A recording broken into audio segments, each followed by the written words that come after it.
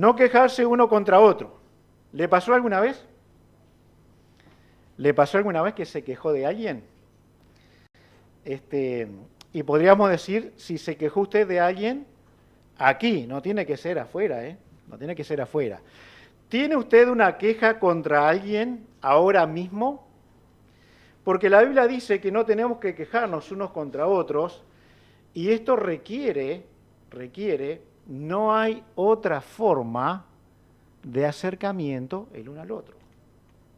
Porque si yo realmente tengo una queja contra ti, debería acercarme y hablar de esa queja que tengo.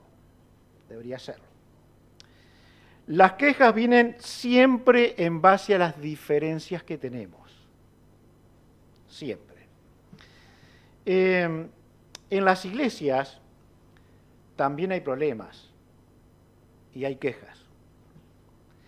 Y las quejas generalmente son entre damas. Los ojos se agrandaron todos. ¿Saben por qué? Porque son más. Porque son más. No porque son malas, porque son más. Porque los varones también tenemos quejas los unos contra los otros. También tenemos. Y tenemos que saber y aprender a resolver esas quejas que tenemos. Si usted ha tenido una queja y la ha solucionado, debe dejar de quejarse. Se terminó, si la solucioné. ¿Por qué voy a seguir machacando contra alguien que tenía una queja? Si usted tiene quejas que no ha solucionado, entonces deberá tratarlas. Si usted se queja de las situaciones que vive, cualquiera sea, usted debe medir si esa queja contra una situación, ya no es ni contra una persona, aunque puede estar involucrada una persona, usted debe saber si esa queja es por razón de su pecado, del pecado del otro, o porque simplemente es una persona quejosa. Hay personas que se quejan y no hay razón para quejarse, pero se quejan. Si son pruebas que Dios ha puesto en su camino y usted se queja, usted tiene quejas contra su Dios. Y ahí va a tener que arreglarlo. Pues si usted no arregla sus quejas contra mí, yo qué sé, usted se va a morir, yo me voy a morir. ¿Sí? Lo arreglaremos en el tribunal de Cristo, ¿verdad? Pero si usted tiene quejas contra Dios, usted tiene un problema muy serio. Muy serio. El pueblo de Israel se metía en quejas muy constantemente y Dios tenía su trato con Israel. Así que, hermanos, cuando leemos este pasaje de Santiago, que no se quejen unos contra otros, que no sean jueces unos contra otros porque el juez está delante de la puerta, entonces evitemos las quejas. Evitemos las quejas. Alguna vez le he dicho esto, si usted tuviera queja contra alguien, contra un hermano o una hermana, y usted habla de eso, y habla de eso, y habla de eso, primero es un lengua larga, un chismoso, una chismosa. Tiene que arreglar la queja con la persona que tiene queja. Ahora, si no hay solución al asunto, bueno, dé un paso más. ¿Cuál sería el paso siguiente? Traiga testigos y hable con la persona. Y si no hay solución, dé un paso más. ¿Cuál es? Tráigalo a la iglesia. Pero si solo vive quejándose y se queja y no soluciona, entonces no está obedeciendo la palabra de Dios. En Efesios 5:19 se lo cito, dice, hablando entre vosotros con cánticos, ¿recuerdan? Himnos, cánticos espirituales, ¿se acuerdan? ¿Se acuerdan? ¿Y por qué no lo hace? Si se acuerda. ¿Por qué hablamos de la manera que hablamos? ¿Por qué nos quejamos de las personas de la manera que nos quejamos? ¿Por qué? Si el versículo lo sabemos de memoria. ¿No? ¿Nos vamos a edificar o vamos a destruirnos? Vamos a ver de eso también. Un acto de cortesía que Dios nos enseña a nosotros. Le cito. 1 Corintios 11:33 habla de esperarse unos a otros. Esperarse unos a otros. Pasamos a otro tema. Esperarse unos a otros, ¿no? Es de cortesía, de educación, que una persona guarde, respete los tiempos del otro. Cuando Pablo escribe acerca de esto, de la Santa Cena, en ese contexto, él dice, uno se adelanta a participar, ¿se acuerdan? ¿Sí? Otro se emborracha. Pasaba de todo en la Santa Cena, ¿no? Ahora, si lo aplicamos a todos nuestros tiempos, usted como hijo de Dios debe esperar, y la espera no puede pasarse. Las cosas tienen que ser a tiempo. Por ejemplo, simplemente, ¿empezamos a qué hora la reunión de los domingos? Ya ni saben a qué hora, ¿no? Con razón. A las 5. ¿Empezamos 5 menos 5? No. ¿Empezamos 5 y 5? A veces sí. Por alguna cosa que pase. Pero es raro. A las 5 tenemos que estar acá. Porque empezamos a las 5. Usted tiene que respetar mi tiempo. Y yo intentaré respetar el suyo. Por eso, esperaos unos a otros es algo que debe ocurrir. Si una iglesia dice que la reunión es a las 5 y la gente tiene que esperar hasta 6 menos cuarto para empezar una reunión, no estamos respetando el tiempo de otros. Simplemente eso. ¿Sí? A la vez, si usted ha invitado a alguien a su casa, que lo está haciendo tan cortésmente en este tiempo de los unos a los otros, lo invitó a su casa y se nos encontramos a las 6. Y a no ser que pase algo, la persona dice, me voy a las 7, total. Entre las 6 y las 7 hay solo 60 minutos de diferencia. No, es a las 6. Y siempre puede pasar algo en el camino, ¿verdad? Siempre puede pasar algo.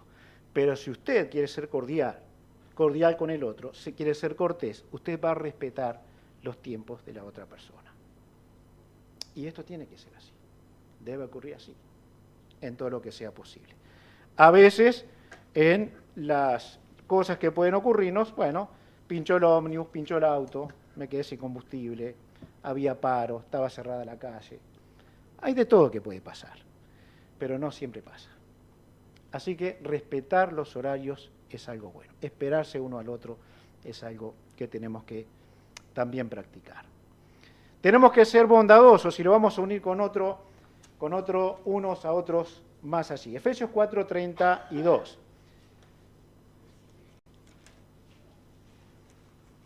Efesios 4:32. Antes sed benignos unos con otros, bondadosos. Bondadosos. Dice en 1 Corintios 13, el amor es benigno. El amor es bueno.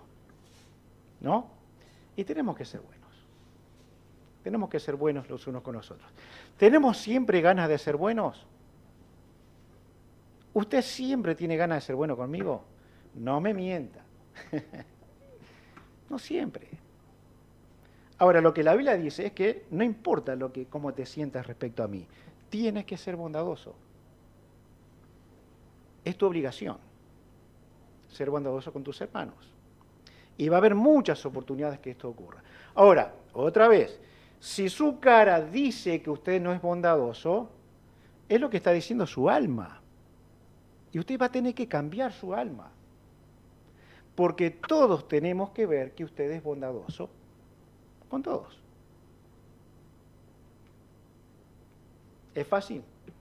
No, hay personas que son difíciles. Yo soy difícil, ¿verdad? Tiene que tratarme con bondad. No tiene excusa. No tiene vuelta. ¿Sí? Capaz que le tendré que pedir perdón 1000 veces, una y otra vez. Haga lo mismo conmigo. ¿Sí? Y así hagámonos uno con otros.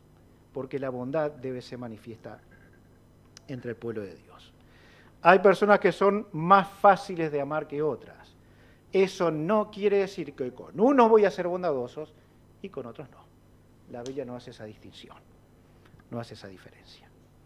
También en Efesios 4:32 nos dice algo que tenemos que hacer entre nosotros. Misericordiosos, ya lo hemos estado mirando, y dice también, perdonándoos unos a otros. Unos a otros. Así que, los que están mirando ahí en esa camarita, y nosotros aquí, ¿hay alguien en este lugar al que usted tenga que pedirle perdón? ¿Recuerdan eso? Perdón. Perdón. La directora del colegio, ¿no? Del liceo. ¿Hay alguien al que usted tenga que pedirle perdón? Es lo que la Biblia nos enseña. La medida del perdón nunca es lo que nosotros somos capaces de perdonar. La medida del perdón siempre es lo que Dios me perdonó en Cristo. Esa es la medida del perdón. Y cuando yo estoy orando y alguien me ha ofendido, yo tengo que orar a Dios, perdona mis pecados, mis ofensas, como también, ¿qué? Yo perdono a los que me ofenden. Ahora, yo pido perdón y la Biblia dice, no pidas perdón si no perdonás, en otras palabras, ¿no? Así que no serás perdonado si no perdonas. Mientras oro al Dios que me mira y que conoce mi alma, yo tengo que entender que si necesito pedirle perdón a alguien, yo tengo que en esa oración estar dispuesto a perdonar. Si no, ni siquiera va a escuchar mi oración, dicen Proverbios. ¿No? Entonces, ¿hay alguien en este lugar a quien usted tenga que pedir perdón? Puede ser papá, puede ser mamá, puede ser un hijo, puede ser un hermano, una hermana de la iglesia. ¿Hay alguien? Entonces debe ir hacia esa persona para solucionar esa dificultad. No, pero es una persona mala. Usted también es malo o mala. O usted es mejor. La única medida de lo bueno es Dios. Y después estamos todos, pero por allá abajo. No hay forma. Así que voy hacia la persona porque soy un miserable y le pido perdón por haberle ofendido. Sí, pero la persona dura, no me va a perdonar. Bueno, arreglará sus cuentas. Del siguiente paso si no perdona. ¿Se acuerdan cuál es? Llame testigos. Ah, pero no perdono todavía. Vamos a la iglesia. ¿Saben qué? Si realmente practicáramos esto, probablemente todos estaríamos disciplinados. Nos echaríamos unos a otros. Así que, queridos hermanos, simplemente algunas cositas acerca del perdón. El perdón habla de un despido, o sea, liberación de la culpa del culpable. Yo hago libre a una persona que me pide perdón. ¿Saben cómo puedo dejar yo a una persona que me pide perdón, a veces con lágrimas, y le digo, no te voy a perdonar? ¿Cómo queda esa persona cuando hay un verdadero arrepentimiento? Las cosas que hacemos, hermanos, queridos, porque nosotros somos nuestro mundo, somos la persona más importante que tenemos en nosotros, así que nadie es más importante que nosotros, es lastimar y herir en vez de liberar, dejar prisioneros en vez de liberar. Cuando la palabra perdón significa también esto, liberamos. Si el Hijo os libertare, seréis. Muy bien, eso que dijeron. ¿Tiene usted al Hijo? ¿Tiene a Cristo? Usted es libre. No condene a otro. Si Cristo le sacó del infierno, ¿qué problema hay en perdonar a alguien que me ha ofendido? ¿O cuál es el problema para ir y pedir perdón? ¿Cuál es la dificultad? Si Él me ha perdonado tanto. También significa suspensión o supresión, tal vez de la justa pena. El pecado dice que Dios lo ha pasado por alto. No sin tratarlo, no sin arrepentimiento. Pero una vez arrepentido, recuerdan, esta figura la entendían bien los judíos. Era el ángel de la muerte. ¿Se acuerdan? La sangre en las puertas. Y donde había sangre, el ángel pasaba de largo. Le pasó por alto. Cristo es nuestra propiciación. Él pasa por alto nuestras faltas, nuestros pecados, nuestros males, cuando hay arrepentimiento. Así que en el trato entre nosotros debe ser de la misma manera. Otorgar el favor en forma incondicional, dispuesto a saldar la deuda con el hermano. Cuando una persona no perdona y no pide perdón, se esclaviza. Se esclaviza. No lo vi una vez, lo vi muchas veces. Y cuando algo así ha estado en mi corazón, es la persona más miserable que pisa esta tierra. No perdona y no pide perdón. Es de terror. Así que perdonaos unos a otros. La medida no somos nosotros, hermanos, otra vez. El final del versículo 32 dice, como Dios también os perdonó a vosotros en Cristo. Miren, he conocido personas que realmente han perdonado. He conocido. Han perdonado. No era para perdonar. Humanamente no era para perdonar. Pero perdonaron. ¿Saben por qué? Porque valoran el perdón que Dios les dio en Cristo. Fueron presos, pero están libres. Conocieron la verdad y están libres. Quieren a los demás libres como ese cristiano lo es. Hebreos 3.13, perdón. Hebreos 3.13 y pasamos a otro punto.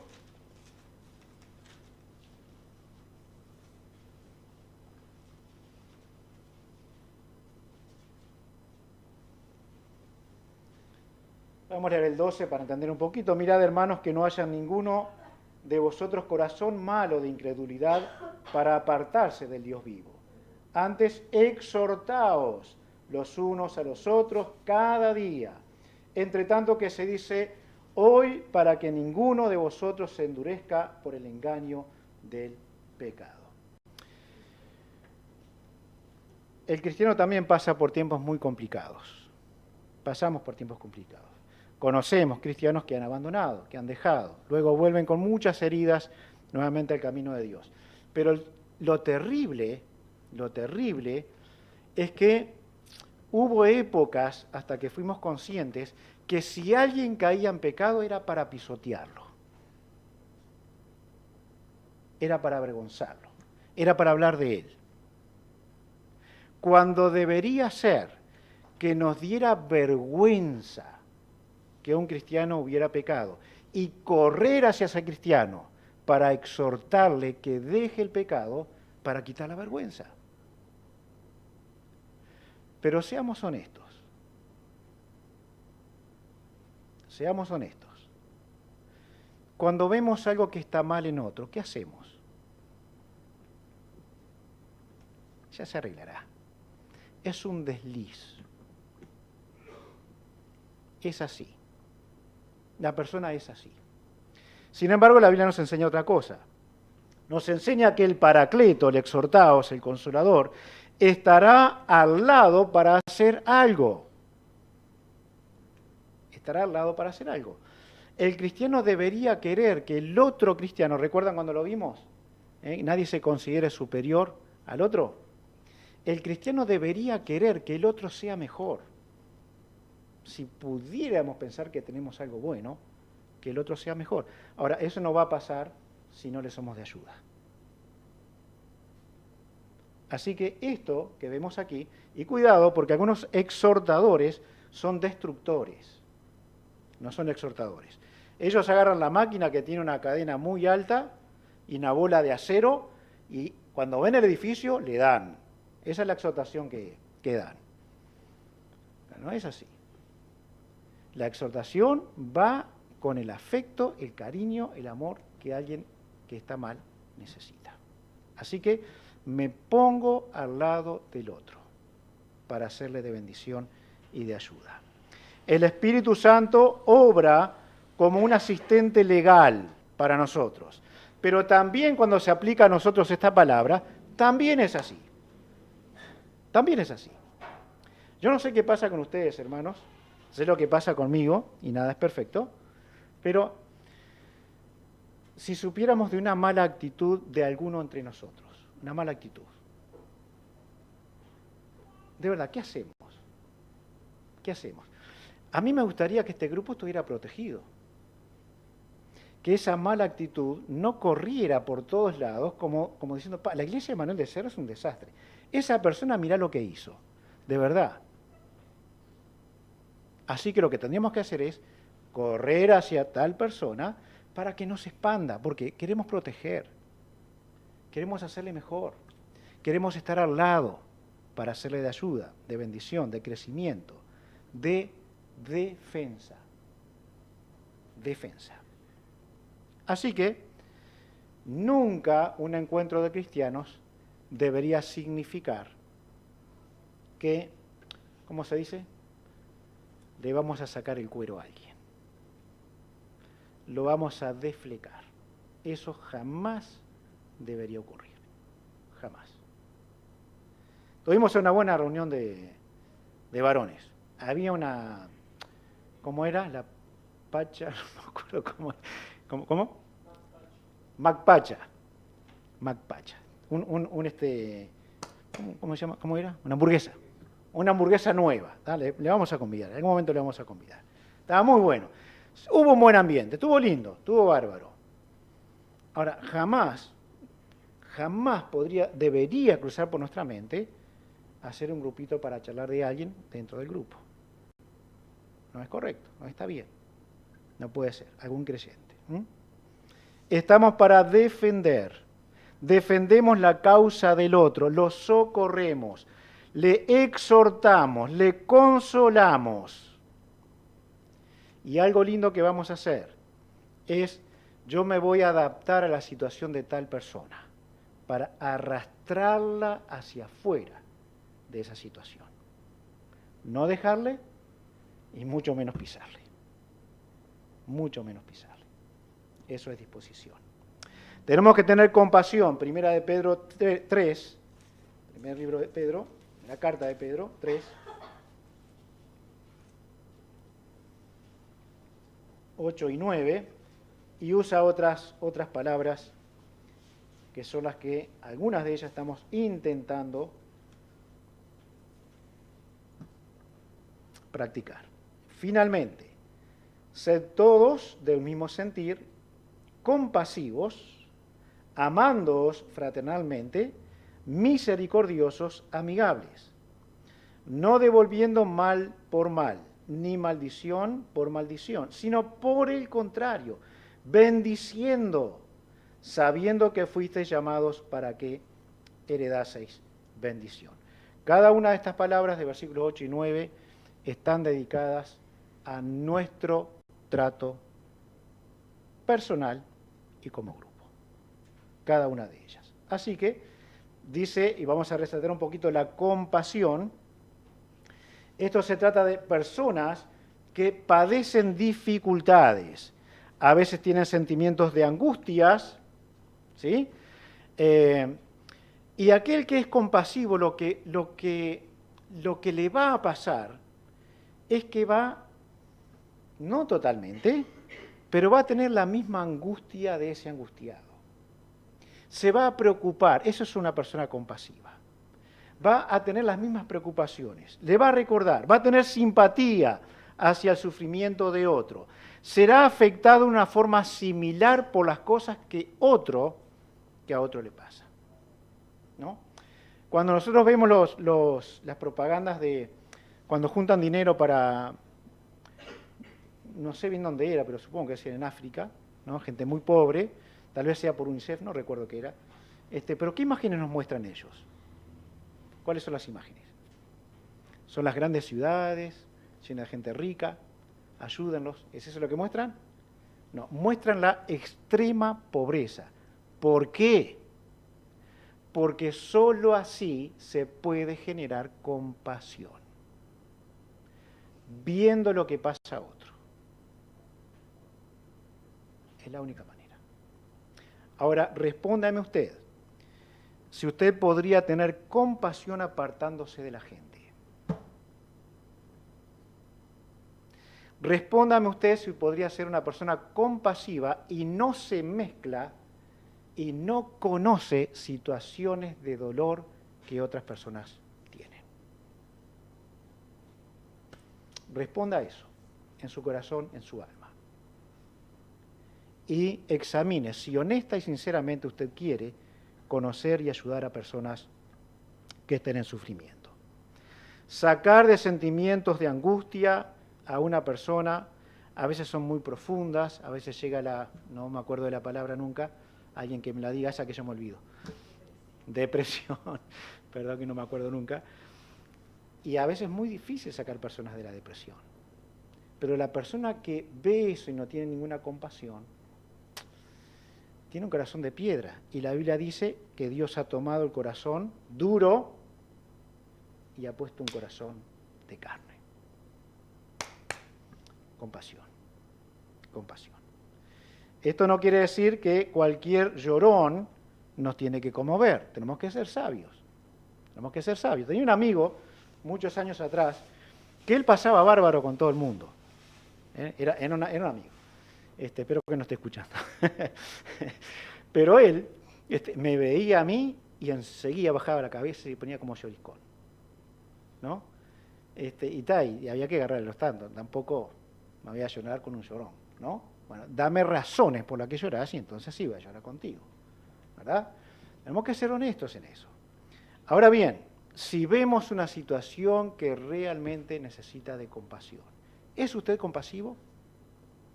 ¿Realmente Dios ha despertado en usted una compasión porque Cristo ha entrado en su vida? ¿O su corazón es tan duro que lo único que hace es pensar en usted mismo? Además, si usted estuviera sufriendo algo, que es probable, hay otros que sufren. Hay más gente sufriendo. UNICEF hace las propagandas. Hay mucha gente sufriendo. Y hay cristianos que no confiarían en muchas cosas que sufren ahora mismo. Pero ¿saben qué? A veces, saber que está pasando algo, no necesariamente usted tiene que meterse en el problema, pero usted sabe que está pasando algo. Solamente me parece que pasa algo. Voy a orar por vos. Y capaz que la persona abre su corazón, lo cuenta y tendrá mejor forma de ser compasivo. La compasión está en los verdaderos hijos de Dios como una bandera muy alta. Y va a estar en el tiempo más aún. ¿Por qué? Porque el cristianismo va a sufrir mucho en el futuro cercano. Entonces va a haber muchas dificultades. Probablemente ahí mostraremos lo que somos, si solamente queremos recrearnos a nosotros mismos. Hay una película, seguramente ustedes la han visto o la han escuchado de ella, no recuerdo cómo era el nombre de la película, pero era un hombre alemán que salvaba judíos. ¿Alguien conoce el nombre de la película? ¿Cuál? Ah, puede ser esa, puede ser. Él tenía fábricas, empleaba a los judíos, todo para que no los mataran. No era creyente, no era creyente. La película termina, si no recuerdo mal, él llorando, se sacaba un anillo y decía, ¿cuántas vidas podría haber salvado esto? Y la tenía en su dedo, llorando. Un incrédulo. Alguien que no tiene a Cristo. Entonces tenemos que preguntarnos, unos a otros, ¿por qué usted se encierra en su mundo y no ve que hay otros creyentes que no la están pasando bien? Es egoísmo. Y por supuesto no podemos auxiliar a todos los creyentes. Pero ¿qué tal si nos interesamos por alguno de ellos? Todo lo que hemos visto, hermanos, uno a los otros, es el privilegio que tenemos para involucrarnos en la vida de otros. Es el privilegio. No es un trabajo, no es algo pesado, es el honor que Dios nos ha dado. Eso para los pastores, eso para los misioneros. Miren, Dios hizo la tela, la tejió, formó la iglesia y le ha dejado tantas responsabilidades para que sea una buena iglesia. Hay un ministerio significativo en los unos a los otros. Es para cada miembro de la iglesia. Cada creyente tiene esta responsabilidad.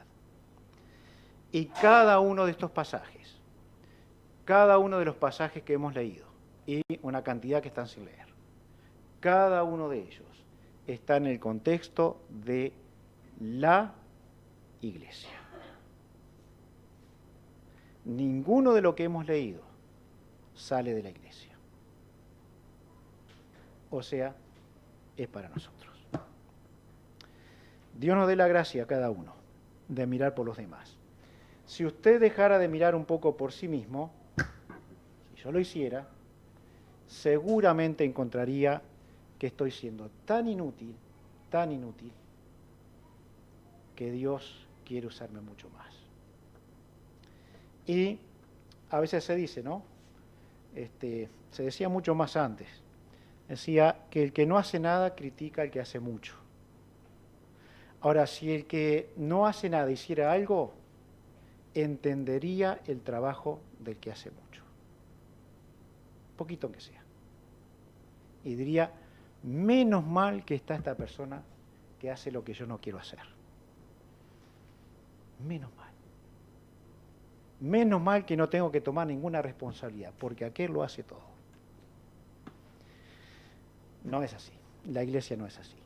Es de todos, para todos, y sobre todo, estamos debajo de la autoridad de Dios, que es lo que tenemos que respetar. Pregúntese, por favor, pregúntese si está preocupándose por la vida de alguno aquí. Hemos hablado algunas veces. ¿Por qué usted no está discipulando a alguien? ¿Cuál es la razón? ¿No tiene tiempo? ¿No tiene tiempo? ¿Cuántos años tiene usted de creyente? Para mirar a alguien que está iniciándose, tal vez, o que es inmaduro en ciertas áreas, usted puede mostrarle lo que está mal, pero no quiere involucrarse. ¿Cuál es la razón? ¿Cuál es la razón? Está el mundial, será eso, pero el mundial se termina, ahora poquito se termina, se acaba. Ya va a haber más tiempo. ¿Qué es lo que está pasando con su vida y con mi vida? Bien, hermanos, que Dios nos ayude. Si alguno de ustedes quiere por lo menos los títulos, no sé si es posible pasarlos, pero tal vez se pueda, o pueden mirar los videos, pero necesitamos considerar estas cosas, precisamos hacerlo, ¿sí?